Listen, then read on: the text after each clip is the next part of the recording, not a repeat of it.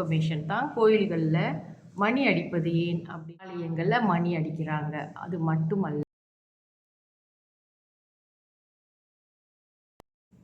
அனைவருக்கும் என் இனிய காலை வணக்கங்கள். இன்று திங்கட்கிழமை, சிவனுக்கு உகந்த நாள் மற்றும் சுக்லபட்ச பிரதோஷம். அனைவரும் பிரதோஷ வழிபாடை செய்து வாழ்வில் மென்மேலும் நலன்கள் பெற வேண்டும். இன்றைய பஞ்சாங்கம் பார்ப்போம்.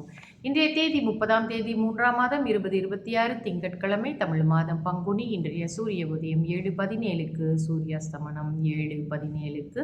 இன்றைய திதி வளர்பிறை துவாதாசி. வளர்பிறை துவாதாசி திதி முடியும் நேரம் இன்று காலை 9:40க்கு. அதன் பிறகு திரியோதசி ஆரம்பமாகும். இன்றைய நட்சத்திரம் மகம். மகம் நட்சத்திரம் முடியும் நேரம் இன்று மாலை 5:17க்கு. அதன் பிறகு பூரம் ஆரம்பமாகும். இன்றைய யோகம் முதலில் மரண யோகம், பிறகு சித்த யோகமாக வருகிறது. நல்ல நேரம் காலை 7:16 8:16 வரை. அதன் பிறகு மாலை வேளையில் 4:17 5:17 வரை. இரவு வேளையில் 7:17 8:47 வரை. ராகு கால நேரம் காலை 8:47 10:16 வரை. யமகண்ட நேரம் காலை 11:46 மதியம் 1:17 வரை. கூலிகன் மதியம் 2:47 4:17 வரை. இன்றைய சந்திராஸ்தம ராசி மகர ராசி அன்பர்களுக்கு இன்று சந்திராஸ்தமம். இன்றைய ராசி பலன் பார்ப்போம். மேஷ ராசிக்கு அசதி, ரிஷப ராசிக்கு சினம், மிதுன ராசிக்கு வரவு, கடக ராசிக்கு நட்பு, சிம்ம ராசிக்கு நலம், கன்னி ராசிக்கு நன்மை, துலாம் ராசிக்கு முயற்சி, விருச்சிக ராசிக்கு வீரம், தனுசு ராசிக்கு அன்பு, மகர ராசிக்கு நிறைவு, கும்ப ராசிக்கு கவலை, மீன ராசிக்கு அமைதி. நம்ம ஒரு சின்ன இன்ஃபர்மேஷன் தான். கோயில்களில் மணி அடிப்பது ஏன் அப்படின்னு பார்க்குறோம். சில பேர் சொல்லுவாங்க, சில பேர் பேசுகின்ற வார்த்தைகளோ தவறான வார்த்தைகள் நம்ம காதில் விழக்கூடாது, அதனால் மணி அடிக்கிறாங்க.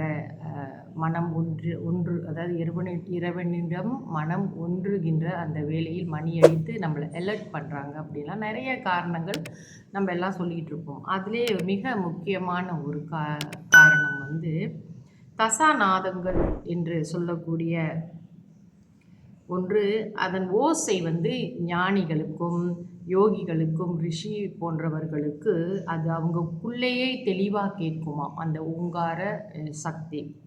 அது இப்போ என்ன சொல்கிறாங்கன்னா தசநாதங்கள் அப்படின்னு சொல்கிறாங்க. அது அதிக சப்தங்களை எழுப்பி அதை வெளிப்புற காண்பிப்பதற்காகவே அதே போல் ஒரு ஓசை, மணி ஓசையை வெளிப்புறம் காண்பிப்பதற்காகவே ஆலயங்களில் மணி அடிக்கிறாங்க. அது மட்டுமல்லாமல் நம்ம ஒரு தயார் நிலையில், இறைவுடன் இணைவதற்கு ஒரு தயார் நிலையில் நம்ம மனசை கொண்டு வரதுக்குமே அந்த மணி ஓசை எழுப்பப்படுகிறது.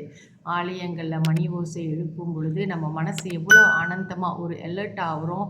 இறைவனுக்கும் நமக்கும் ஒரு தொடர்பில் நம்ம அந்த இடத்துக்கு நம்ம வரோம் அப்படின்றத நம்மளுக்கு அவ்வளோ ஒரு உற்சாகத்தையும் கொடுக்கிறது இந்த மணி ஓசை.